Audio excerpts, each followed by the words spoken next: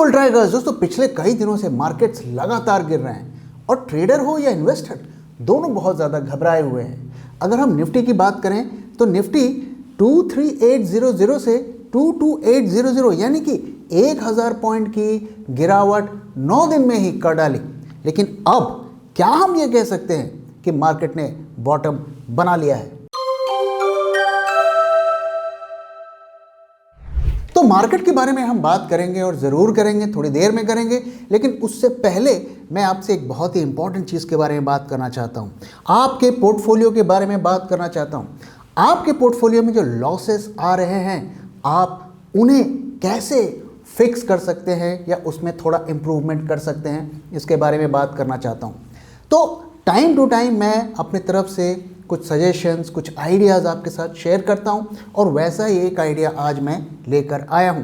और हम एक डॉक्टर पोर्टफोलियो की इनिशिएटिव भी हमने शुरू की है। आप में से काफ़ी लोगों ने हमसे कांटेक्ट किया, थैंक यू वेरी मच। लेकिन आज इस वीडियो में अगर आप खुद से अपने पोर्टफोलियो को रीस्ट्रक्चर करना चाहते हैं तो उसके बारे में मैं बात करना चाहता हूं। तो आपके रिस्क एपेटाइट और आपके विजन के हिसाब से कौन से स्टॉक आपके लिए अच्छे हैं और कौन से अच्छे नहीं हैं, इसको कैसे पता किया जा सकता है?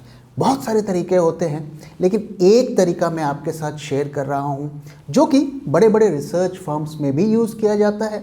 ये एक बेसिक टेक्निक है जिसके थ्रू आप ये पता लगा सकते हैं कि आपकी कंपनी किस तरीके की कंपनी है और क्या वो आपके रिस्क एपेटाइट और आपके विजन के साथ अलाइंड है। और ये मॉडल मेरा नहीं है, ये मॉडल बॉस्टन कंसल्टिंग ग्रुप का डेवलप किया हुआ है और इसे वाइडली स्टडी किया जाता है और यूज़ भी किया जाता है। तो ये सिंपल मॉडल है और इसमें 4 क्वाड्रेंट्स होते हैं और आप अपने कंपनी के स्टॉक को उसमें से एक क्वाड्रेंट में डाल सकते हैं बेस्ड ऑन 2 क्राइटेरिया कि कितना कैश वो जनरेट कर रहे हैं, यानी कि कितना प्रॉफिट जनरेट कर रहे हैं और कितना कैश का इस्तेमाल कर रहे हैं अपने ग्रोथ के लिए। तो पहले क्वाड्रेंट यानी कि क्वाड्रेंट ए में वो कंपनीज आती हैं जो काफ़ी रैपिडली ग्रो कर रही हैं और साथ में अपना एक्सपेंशन भी कर रही हैं। आज के दौर में अगर देखें तो इस कैटेगरी की कंपनी शायद ही हमें मिलेगी क्योंकि इकॉनमी की हालत बहुत ज़्यादा अच्छी नहीं है। लेकिन आज से आप कुछ साल पहले जाएं तो ऐसी कई कंपनीज हमारे इंडियन मार्केट्स में थी। उसमें से HDFC बैंक भी वैसी कंपनी थी, वो प्रॉफिट भी जनरेट कर रही थी और साथ में अपना एक्सपेंशन यानी कि नए ब्रांचेस भी खोल रही थी। इन्फोसिस, TCS, भारती एयरटेल, ये सारी वो कंपनी थी जिन्होंने सालों साल प्रॉफिट पोस्ट किया है और उस प्रॉफिट को यूज़ करके जो है अपने एक्सपेंशन भी किए हैं। तो अगर इस कंपनी के स्टॉक्स आपके पोर्टफोलियो में हैं तो इसे हम होल्ड कर सकते हैं, लंबे टाइम के लिए होल्ड कर सकते हैं जब तक वो इसी तरीके से कैश जनरेट भी कर रही हैं और कैश को बर्न भी कर रही हैं। दूसरी कैटेगरी की जो कंपनीज होती हैं वो ज़्यादा कैश जनरेट नहीं करती हैं, यानी कि ज़्यादा प्रॉफिट नहीं जनरेट करती हैं, लेकिन काफ़ी सारा कैश बर्न करती हैं। और वो बर्न इसलिए करती हैं क्योंकि वो एक जो है नया मार्केट होता है, मार्केट को एक्सपेंशन करना होता है, मार्केटिंग के कॉस्ट होते हैं, रिसर्च एंड डेवलपमेंट के कॉस्ट होते हैं। तो उसमें एक लंबी अवधि तक जो है हमें वेट करना पड़ता है जब ये प्रॉपर प्रॉफिट्स जनरेट करें और इन्वेस्टर्स को उसका बेनिफिट दे पाएँ। तो ये कंपनीज जो होती हैं इसमें बहुत ज़्यादा रिस्क होता है और अक्सर इन कंपनीज के बारे में तरह तरह का प्रचार किया जाता है, आर्टिकल लिखा जाता है, इन्हें फ्यूचर की इंडस्ट्री बताया जाता है, लेकिन उनके जो रिवॉर्ड्स आने में अक्सर सालों साल लग जाता है और कई दफ़े उस स्टेज तक रीच करने से पहले ये कंपनीज अपना दम तोड़ देती हैं। ऐसी ही कुछ अगर कंपनीज की हम बात करें तो आप देखिए पूरी EV इंडस्ट्री इसी तरीके की है, शोर ज़्यादा काम कम। और अगर आप एक और एग्जाम्पल देखें तो अगर हम टाटा नैनो का एग्जाम्पल देखें, कितनी नॉइज़ बनाई गई, ये हो जाएगा वो हो जाएगा, एक दुनिया की सबसे सस्ती कार, लेकिन अंत में क्या हुआ, वो मार्केट को पेनिट्रेट नहीं कर पाए और बहुत ज़्यादा वो कैश भी उन्होंने बर्न किया। तो इस दौरान जब इतने अनसर्टेन टाइम्स में हमें इस तरीके की कंपनीज़ को या तो अपने पोर्टफोलियो से थोड़ा कम कर देना चाहिए या ऑल टुगेदर एग्जिट कर देना चाहिए। और अगर आप इसे अपने पोर्टफोलियो में रख रहे हैं तो उतना ही रखें जितना जीरो होने पर भी आपको दुख ना हो। क्वाड्रेंट सी की जो कंपनीज होती हैं वो कैश काउज कहा जाता है, यानी कि प्रॉफिट तो वो काफ़ी कमाती हैं, काफ़ी उनके सेल्स हैं, अच्छी ब्रांडिंग है, लेकिन अब उन्होंने इतना एक्सपैंड कर लिया कि अब उनके पास एक्सपेंशन का ज़्यादा स्कोप भी नहीं है। और ये काफ़ी रिच कंपनीज होती हैं, कैश रिच कंपनीज होती हैं, अक्सर ये डिविडेंड, हाई डिविडेंड भी पे करती हैं और काफ़ी स्टेबल कंपनीज होती हैं। ना तो इनके स्टॉक प्राइस में बहुत ज़्यादा उछाल होता है, ना बहुत ज़्यादा गिरावट होती है। तो कुछ एग्जाम्पल्स मैं आपके साथ शेयर करता हूँ, जैसे HUL, ITC और शायद कुछ हद तक अगर मैं आज कहूँ तो हमारी IT सर्विसेज की जो कंपनी है वो कैश काऊ हैं। उनके पास इतना सारा रेवेन्यू, इतना सारा प्रॉफिट आता है और अब वो बहुत ज़्यादा एक्सपेंशन भी नहीं कर रहे हैं। अगर आज के दौर में बात करूँ, खास करके जो 35-40 साल से ऊपर के लोग हैं, उन्हें इन्हीं कंपनीज के ऊपर फोकस करना चाहिए। फालतू की जो नॉइस क्रिएट किया जाता है, ये ग्रोथ हो जाएगा, वो ये बन जाएगा, उनसे थोड़ा दूर रहकर अपने पैसे को स्टेबल जगह पर रखना चाहिए, ताकि आप शांति से अपनी ज़िंदगी भी जी सकें और 4 पैसे भी कमा सकें। इन कंपनीज़ को एक्यूमुलेट करने का सबसे आसान तरीका क्या है? देखिए, इनके स्टॉक प्राइस में कोई ड्रामेटिक ग्रोथ तो नहीं होता है, इसलिए आपकी स्ट्रैटेजी ये होनी चाहिए कि इन स्टॉक को हम सिर्फ डिप पे खरीदेंगे। जब 10-15%, 20% स्टॉक गिरेगा तभी खरीदेंगे, और अक्सर ये आप देखेंगे तो एक साइकिल में बंधे रहते हैं। अगर आपने ये इनका बॉटम कैच कर लिया तो ये आपको शानदार रिटर्न कमा के दे सकते हैं। अगर आप देखिए, हमने 2021 के पोर्टफोलियो में ITC को ऐड किया था और ITC उस वक्त लोगों को इतना परेशान कर चुका था क्योंकि पिछले कई सालों से वो स्टॉक चढ़ नहीं रहा था, और जिन लोगों ने उसे हाई वैल्यूएशंस पर ख़रीदा था वो पूरी तरीके से पक गए थे। हमने उस सिग्नल को रीड किया और उस वक्त हमने उसे अपने पोर्टफोलियो में ऐड किया। काफ़ी लोगों ने हमें ये बताया कि सर, ये किस स्टॉक को आपने डाल लिया, ये तो हमें 1-1.5 साल से पका रहा है, और उसने क्या शानदार रिटर्न्स हमें मार्केट में दिए। तो आज के दौर में ज़्यादा से ज़्यादा ऐसे स्टॉक्स आपके पोर्टफोलियो में होने चाहिए। अब आइए क्वाड्रेंट डी की कंपनीज़ की बात कर लेते हैं। तो ये वो कंपनीज़ हैं जो अपने अस्तित्व के आखिरी दौर पर है, शायद इसके बाद वो सरवाइव भी ना करें, आउट ऑफ मार्केट भी हो जाएं, जैसे तैसे ये सरवाइव करते हैं। ये कंपनीज़ कौन होती हैं? ये वो कंपनीज़ होती हैं जो ज़्यादा प्रॉफिट भी नहीं जनरेट कर रही हैं, जिनकी ज़्यादा ग्रोथ भी नहीं हो रही है, दोनों में ही ये पिछलग्गू होते हैं।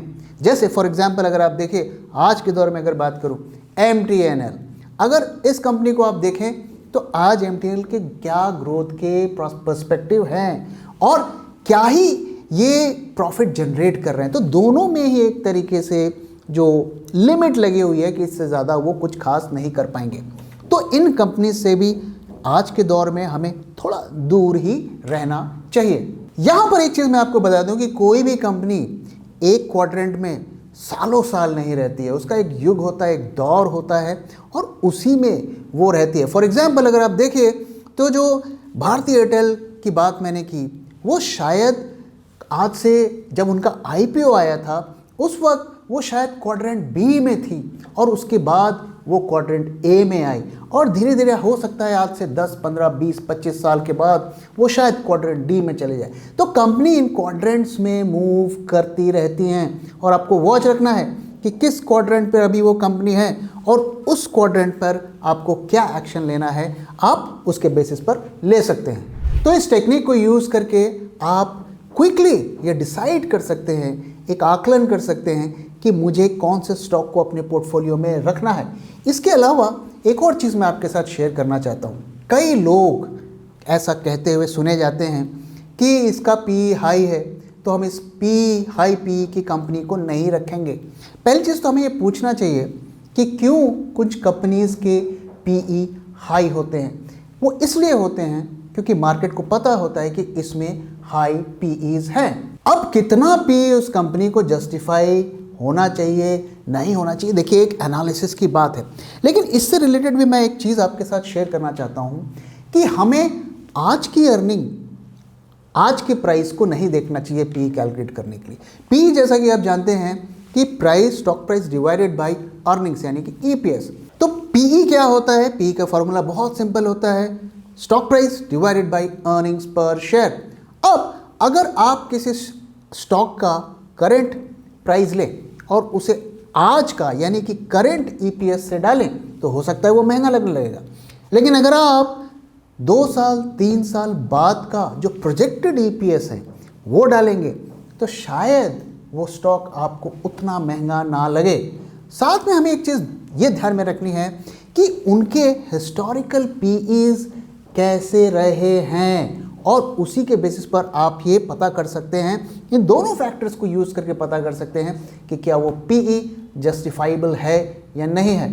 तो कुछ इंडस्ट्रीज़ जो नई इंडस्ट्री होती हैं, हाई ग्रोथ इंडस्ट्री होती हैं, जनरली उनकी पीज हाई होती हैं। साथ ही अगर आप देखिए किसी भी एमएनसी स्टॉक को आप निकालेंगे तो उनका पीई भी अक्सर हाई होता है। तो अगर आप सिर्फ लो पीई पर बेट कर रहे हैं, अगर आप 8, 10, 15 के पीई पर बेट कर रहे हैं तो मोस्ट लाइकली आपके पोर्टफोलियो में उतना बड़ा ग्रोथ भी देखने को शायद ना मिले। हाँ, ये बात सही है कि उसमें एक स्टेबिलिटी मिलेगी और अक्सर ऐसा हमें देखने को मिलता है कि वो मार्केट को अंडर परफॉर्म भी करता है। अब आइए दोस्तों बात करते हैं कि क्या मार्केट का बॉटम बन चुका है, क्या यहाँ से हमें एक बाउंस देखने को मिल सकती है। दोस्तों मार्केट काफ़ी गिरा है पिछले दिनों, जैसा कि मैंने बताया 1000 पॉइंट गिर गया 9 दिनों में ही। और हम देख सकते हैं कि किस तरीके से मार्केट में पैनिक है और रिटेल वाले भी बहुत ज़्यादा पैनिक्ड हैं, बहुत ज़्यादा वॉल्यूम भी जनरेट नहीं हो रहा है और बहुत मुश्किल हो रहा है एफआईआईज़ को भी अपनी बड़ी पोजीशंस को एग्जिट करने के लिए। तो ऐसे सिचुएशन में अक्सर हमें देखने को मिलता है कि मार्केट में एक शॉर्ट टर्म बाउंस, एक रैली देखने को मिल सकती है। ये बात सही है कि वो रैली सस्टेन नहीं होती है, लेकिन वो कुछ दिनों तक के लिए इन्वेस्टर्स को एक होप देती है कि शायद ये रैली और लंबी चलेगी। तो अगर हम इस वक्त डेटा को देखें तो पहले चार्ट को अगर आप देखें तो चार्ट इस वक्त जो है एक तरीके का डबल बॉटम बनाता हुआ दिख रहा है। तो पैटर्न के हिसाब से हमें ये होप दे रहा है, लेकिन चार्ट पैटर्न पे मैं बहुत ज़्यादा, मुझे कम से कम भरोसा नहीं है। तो मैं जब डेटा को खंगाला तो वहाँ मुझे क्या पिक्चर मिली वो मैं आपके साथ शेयर करता हूँ। तो पिछले 4-5 दिनों का आप देखिए मैंने ओआई कितने ऐड हुए या रिड्यूस हुए फरवरी मंथ में निफ्टी फ्यूचर्स के, वो मैंने दिखाया है। और यहाँ पर हमें क्या देखने को मिलता है, बहुत दिनों के बाद हमें ऐसा देखने को मिला कि साइजेबल जो पोजीशंस को कट किया गया, फ्यूचर्स की पोजीशंस को कट किया गया, यानी कि शॉर्ट्स को कट किया गया। तो अगर आप देखिए 13 फरवरी को करीब 4000 लॉट्स की कटाई हुई और इसके बाद आप 17 फरवरी को भी आप देखिए करीब 2564 लॉट्स की कटाई हुई। और जो सबसे सरप्राइजिंग बात है कि 14 फरवरी का दिन अगर आप देखिए इतनी गिरावट हुई और उस दिन सिर्फ 1550 फ्यूचर्स के कॉन्ट्रैक्ट ही ऐड हुए, यानी कि शॉर्ट्स ऐड हुए। तो हम देख रहे हैं कि एक तरफ जो शॉर्ट्स कट हो रहे हैं, लेकिन जब शॉर्ट सिस्टम में ऐड हो रहे हैं तो वो ज़्यादा नहीं हो रहे हैं और काफ़ी गिरावट होने के बावजूद भी ज़्यादा ऐड नहीं हो रहे हैं। और आज के दिन भी आप देखिए तो बहुत कम एडिशंस हुए हैं, बहुत कम शॉर्ट्स ऐड हुए हैं। तो पोजीशंस के वाइज चाहे हम फ्यूचर्स की देखें चाहे हम ऑप्शंस की देखें, यहाँ पर हमें ये एक होप दे रहा है कि अगले 1-2 दिनों में बाउंस आएगा और शायद ये रैली 2 से 3 दिन चले भी। अब इस रैली की कंफर्मेशन हमें कैसे मिलेगी, देखिए 14th का डे का हाई आप देखिए, उससे ऊपर की क्लोजिंग हमें देखनी है। मैंने जो लेवल इस एनालिसिस के हिसाब से रखा है वो है 23150। अगर इससे ऊपर क्लोजिंग होती है तो हमें कुछ दिनों तक मार्केट में हरियाली देखने को मिल सकती है। तो दोस्तों इसी के साथ इस वीडियो को मैं यहाँ पे खत्म कर रहा हूँ। वीडियो कैसा लगा जरूर बताइएगा और आपका क्या व्यू है, आपको क्या लगता है, क्या मार्केट ने यहाँ पर बॉटम बना दिया है, क्या यहाँ से हमें कुछ दिनों की हरियाली मार्केट में देखने को मिल सकता है? अपना व्यू शेयर करना मत भूलिएगा। Thank you very much for watching and thank you for your time.